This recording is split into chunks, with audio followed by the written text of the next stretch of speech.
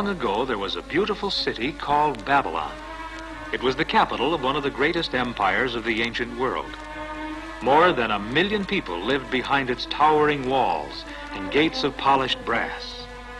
The Babylonians were pagans who worshipped great idols of gold, silver, wood, and stone. And they were a warlike people. During the reign of King Nebuchadnezzar, his cruel, fierce Babylonian armies conquered the surrounding countries. They took captive the strong young men and women to be their servants. Some of these were from the land of Israel, and among them was a young man named Daniel. In the court of King Nebuchadnezzar, Daniel soon became a trusted advisor and was made chief of the wise men. Through Daniel, the king came to know that there is only one God, the Lord of heaven and earth. But the man-made idols were still worshipped by most of the people. And as the years passed, God and his prophet Daniel were forgotten. Eventually, Belshazzar became king. He was a cruel, selfish man who thought only about having a good time. Although he was Nebuchadnezzar's grandson, Belshazzar did not believe in God, and under his rule the city of Babylon was full of wickedness and sin.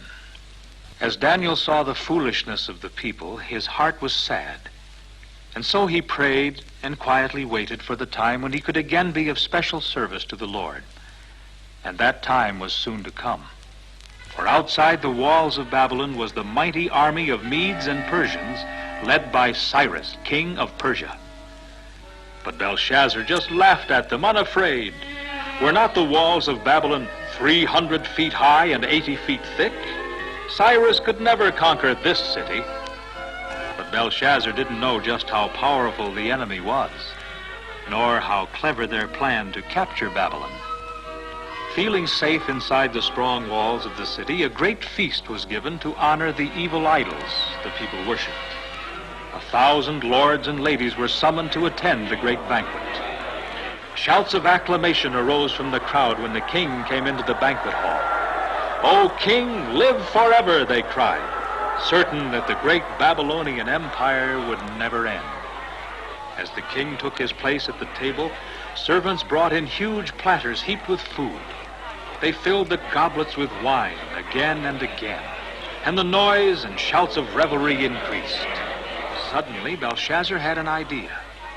He remembered the cups made of gold and silver which had been stolen years before from the temple of God at Jerusalem. "Bring the golden goblets here," he ordered. When the temple goblets were brought, the king filled them with wine. He would show that he didn't believe in the God of Israel, even if his grandfather had worshipped him. He held his cup aloft. "Let us drink to our gods of gold, silver, brass, wood, and stone," he cried. But just as Belshazzar lifted the cup to his lips, a strange thing happened. The goblet dropped from the king's fingers. He stared at the wall before him. For a strange hand had suddenly appeared above the light of the candlestick. There were shrieks and screams of fear. Then the hand began to write words on the palace wall. "Mene, mene, tekel, upharsin." An unearthly silence gripped the banquet hall as the people stared at the mysterious words, spelling out a message no one could understand. The king's face paled. "Send for the wise men. Find someone who can tell me the meaning of the writing on the wall." But none of the fortune tellers and magicians, the astrologers and the soothsayers could explain the meaning of the strange symbols written on the wall of the palace. Still shaking, the king sat down at the long table. Surely someone could tell him where the message came from and what it meant. Then the queen mother came hurrying into the banquet hall.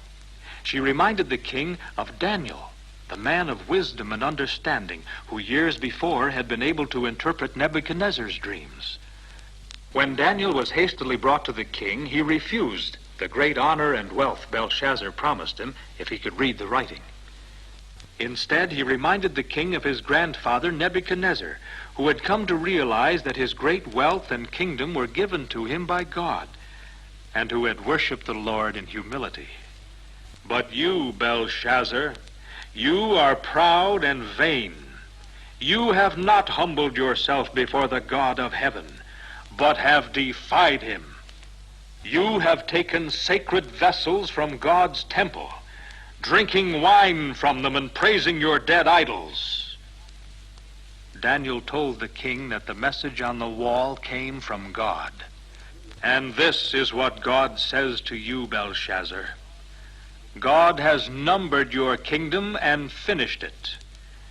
You are weighed in the balances and found wanting. Your kingdom is divided and given to the Medes and Persians. And outside, something was happening. The great enemy army of Cyrus, which had been camped outside the city for 2 years, quietly began to move. Soldiers crept into the city and opened gates. Soon the army swept down the streets. Guards were slain, but no sound of warning reached the banquet hall. Suddenly a terror-stricken guard appeared on the steps. The enemy! The enemy is in the city! Belshazzar fled in terror before the first wave of soldiers who were already within the palace looking for him, for they knew that once the king was slain, the city would soon surrender. As Belshazzar glanced behind him, he could see he didn't have a chance. The Medes were gaining on him. Cruel eyes glittered mercilessly into his own. Harsh hands gripped him. And perhaps then Belshazzar realized that his life was being cut short and his kingdom finished because he had dared to mock God. Long before that day, Belshazzar had made his choice to live for the pleasures of this world. He had turned away from God to worship idols of wood and stone. As Daniel reminded him, Belshazzar knew that God ruled over all, but the king had dared to defy the Lord.